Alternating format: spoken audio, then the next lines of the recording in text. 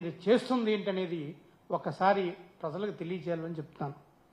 అదేవిధంగా మరి ఈ రాష్ట్ర ప్రభుత్వం, ఈ కూటమి ప్రభుత్వం ఎక్కడికి వెళ్ళినా సరే చంద్రబాబు నాయుడు గారు పవన్ కళ్యాణ్ గారిని పక్కన పెట్టుకొని వెళ్తూ ఉంటారు కదా.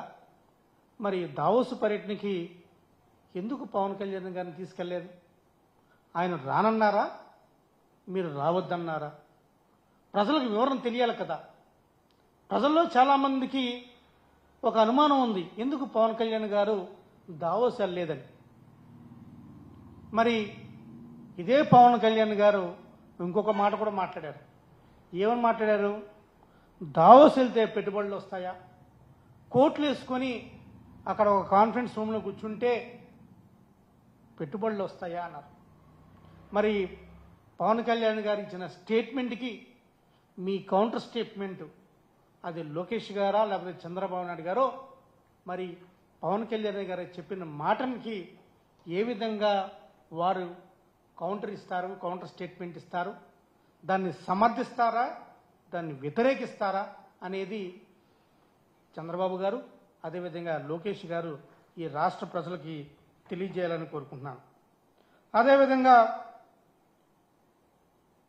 ఈ దావోస్ మీద ఈ రాష్ట్ర ప్రజల తరపున వైఎస్ఆర్ కాంగ్రెస్ పార్టీ తరపున ఈ రాష్ట్ర ప్రభుత్వాన్ని ఒకటి కోరుతున్నాను.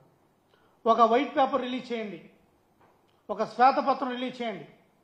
దావోసు మీరు వెళ్ళిన కాడి నుంచి వచ్చిన వరకు ఈ రాష్ట్ర ప్రభుత్వం ఖర్చు పెట్టిన ఖర్చు, అదేవిధంగా మీ మీటింగ్ వివరాలు, ఎన్ని పెట్టుబడులు వచ్చినాయి, ఆ పెట్టుబడులు ఎప్పుడు లోపల వస్తాయి, ఏ విధంగా ఆ పెట్టుబడుల్ని మీరు సమకూరుస్తారు, వాళ్ళు సమకూరుస్తారు, రాష్ట్ర ప్రభుత్వం ద్వారా మీరు ఎటువంటి ప్రామిసెస్ వాళ్ళ కంపెనీలు చేసినాయి అని ఒక శ్వేతపత్రం, ఒక వైట్ పేపర్ రిలీజ్ చేయాలని చెప్పి ఈ పత్రికా విలేకరుల ద్వారా చెప్తాను. ఇక ఈ దావోసు పర్యటన సందర్భంగా ఒకసారి ఈ ఎకనామిక్ డెవలప్మెంట్ బోర్డు పనితీరు చూస్తుంటే, ఎకనామిక్ డెవలప్మెంట్ బోర్డు జనరల్గా ఎలా చేయాలి, ఏం చేయాలని ఆ పని చేయకుండా అంత లైజనింగ్ గల ఎవరిని కాంటాక్ట్స్ని బిల్డ్ చేయాలి, ఎవరిని కలపాలి, ఎవరితో ఫోటో దిగాలి, ఎవరు ఫోటో దిగితే ఏ విధంగా పెట్టుబడులు వస్తాయని చెప్పి ప్రజలు నమ్మించున్న విధంగా ఏ విధంగా ఎకనామిక్ డెవలప్మెంట్ బోర్డు పనిచేస్తుందనేది ఒకసారి చూడవచ్చు.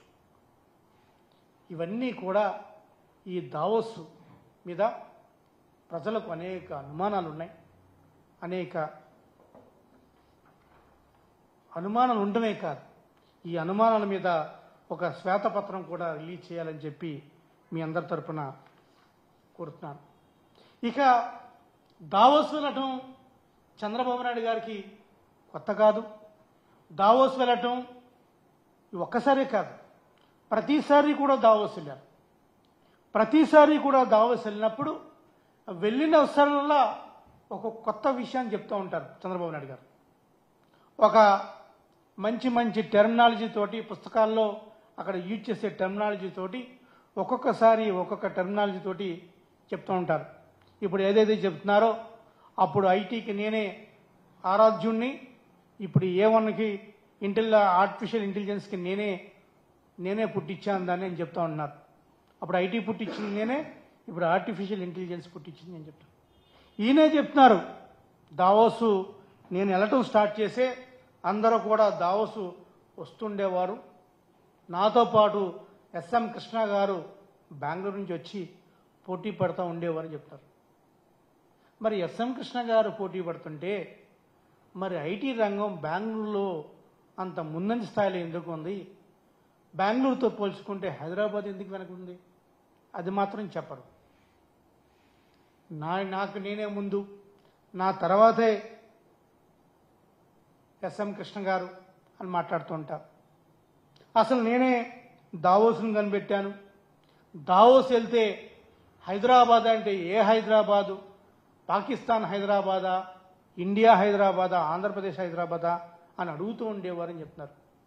అంటే ప్రపంచ జ్ఞానం తెలిసిన వాళ్ళు, ఇంత నెట్వర్క్ ఉన్నవాళ్ళు, హైదరాబాద్ అంటే ఇండియా నుంచి ఒకళ్ళు హైదరాబాద్ నుంచి వచ్చారంటే అతను ఇండియానా కాదా, ఇండియాలో హైదరాబాద్ ఉంటుందో కాదో తెలియని వాళ్ళు కూడా దావోస్కి వచ్చారా ఆ రోజుల్లో?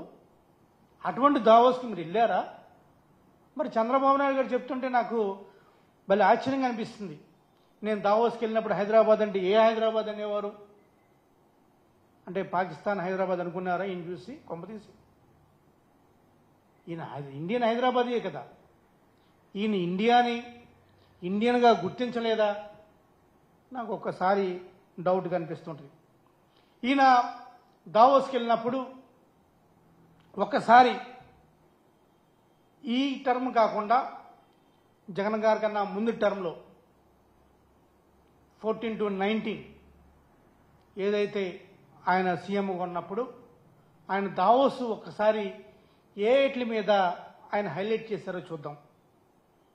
2016లో ఈయన దావోస్కి వెళ్ళినప్పుడు ఆయన దావోస్కి వెళ్ళి 32 MOUల మీద సంతకాలు పెట్టారు. ఒకటి కాదు, రెండు కాదు, 32 MOUల మీద సంతకాలు పెట్టారు 2016లో. పెట్టి అప్పుడు చెప్పింది ఏంటంటే 4,78,000 కోట్ల రూపాయలని ఇన్వెస్టర్లను పట్టుకొచ్చేసాను, ఆంధ్రప్రదేశ్ టూ మచ్గా డెవలప్ అయిపోతుంది, ఇదంతా నా కష్టార్జితం అని చెప్పారు 2016లో. తీరా చూస్తే రియాలిటీ ఏంటంటే 95% MOUలంతా కూడా ఫేక్ MOUలు. 95%. అందులో ఏ మంచి MOU కూడా లేదు. అలా చేశారు. 2017లో మళ్ళీ దావోస్ వెళ్ళారు. దావోస్ వెళ్ళినప్పుడు ఈసారి ఆయన యూజ్ చేసిన వర్డ్ ఆంధ్రప్రదేశ్ని సిలికాన్ వ్యాలీ ఆఫ్ ఇండియా చేస్తాను, నా target silicon valley of India అని చెప్పుకొచ్చారు 2017లో. తెరా చూసుకొచ్చి అప్పుడు ఏం చెప్పారు? ఫిన్టెక్ వ్యాలీని వైజాగ్లో కట్టేస్తున్నాను, 4,550 కోట్ల రూపాయల పెట్టుబడితోటి ఫిన్టెక్ వ్యాలీ వైజాగ్ వస్తుంది, వైజాగ్లో పెట్టుబడులు వస్తున్నాయని చెప్పారు. తెరా చూస్తే ఆ ఫిన్టెక్ వ్యాలీ అనేది ఒక డెడ్ ప్రాజెక్టు. ఆ డెడ్ ప్రాజెక్టులో ఎప్పుడూ కూడా ఫిన్టెక్ వ్యాలీ అనేది హైదరాబాద్ రానే రాలేదు. ఇక 2018 మళ్ళీ దావోస్. ఈసారి ఏమన్నారు? అమరావతిని స్కిల్ హబ్ చేస్తాను, స్కిల్ డెవలప్మెంట్ని మెరుగుపరుస్తాను, స్కిల్ డెవలప్మెంటే మనకంతా కావాలి, ఈసారి ఇదే టర్మ్, ఈసారి మొత్తం ప్రపంచంలో స్కిల్ డెవలప్మెంట్ నడుస్తుంది అని చెప్పారు. తీరా కట్ చేస్తే 371 కోట్లు స్కిల్ డెవలప్మెంట్ స్కామ్ జరిగింది. ఎప్పుడు ఈయన దీనికి వెళ్ళినా సరే, దావోస్కి వెళ్ళినా సరే ఒక కొత్త వర్డ్, కొత్త దాన్ని తీసుకొస్తుంటారు. 2017లో కూడా ఇలాగే చెప్పారు, అమరావతిని వరల్డ్ క్లాస్ క్యాపిటల్ సిటీగా తయారు చేస్తున్నాను అని చెప్పి దావోస్లో మాట్లాడుతుంది. ఇన్వెస్టర్లు